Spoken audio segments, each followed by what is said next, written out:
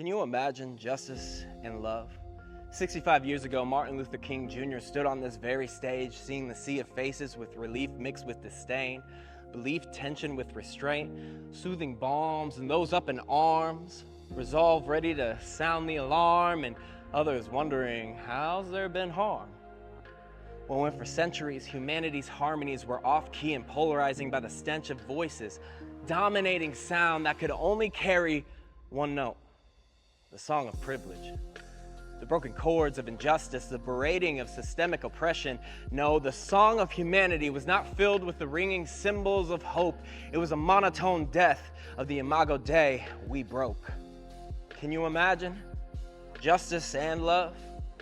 See, justice too often is choked by the power of privilege's pockets, posturizing its position as promising partiality when in reality we realize define the narrative, the red, white, and blue, strung with a road of casualties, yet we casually say that inequality was quantitatively only predominant in destructive dominance back in the day.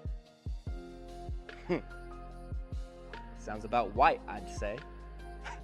I won't dismiss the irony. But America's clothes need ironing because we've slept in the same lies for far too long, wrinkled by complacency of offices without term limits, but quick to see termination hit us when a voice gets too strong. How can there be justice without love?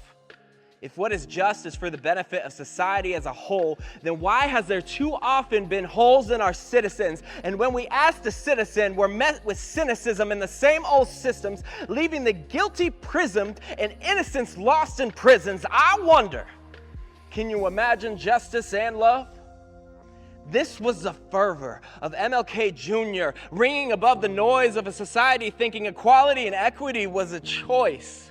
See, your grandparents' parents, maybe even you, lived in a time where drinking the same water from a fountain was disgusting and devoid of the way things ought to be. Seriously, it hasn't been a century since sitting at the same bar counter, in the same diner, using the same bathroom wasn't allowed to be enjoyed.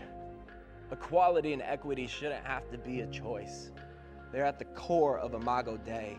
See, since the first day of the concept of days, we were all made in the image of God.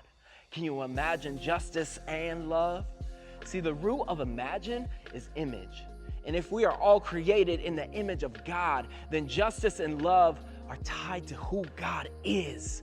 Listen, I ain't trying to preach at you, but I hope you know that Dr. Martin Luther King Jr.'s foundation of his mission and vision came from scriptures imprinted with its truth, that the Jesus he beloved and believed in walked out the proof that love and justice were never meant to be separated but elevated for all people. And I hate to burst your bubble, but MLK Jr. didn't follow a white man's religion because Jesus wasn't a blue-eyed Caucasian European, but a carpenter from the Middle East, so the classic paintings don't fit his description. And the Jesus I read about showed that though justice and love were a decision, he made an incision in the systems he lived in. That justice and love for the oppressed, the orphaned, widowed, broke, and sick were intrinsic. That no culture, people, or skin was meant to be enslaved and diminished, but embraced and freedom given to live in their God-given right as a human. Can you imagine justice and love?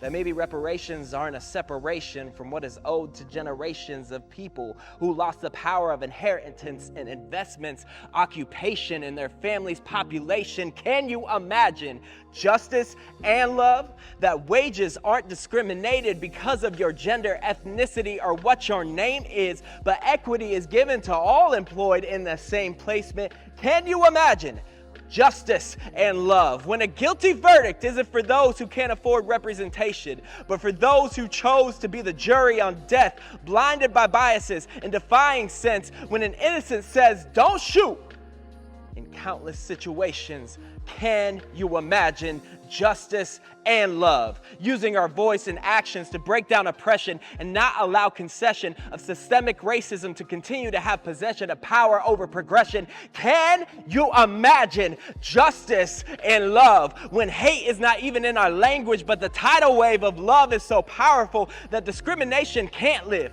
I wonder, Can you imagine justice and love the way that Dr. Martin Luther King Jr. did?